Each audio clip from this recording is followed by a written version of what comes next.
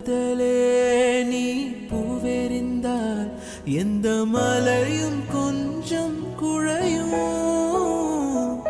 காதலே நீ கல் எறிந்தால் எந்த கடலும் கொஞ்சம் கலங்கும். இனி மீழ்வதா இல்லை வீழ்வதா, உயிர் வாழ்வதா இல்லை போவதா,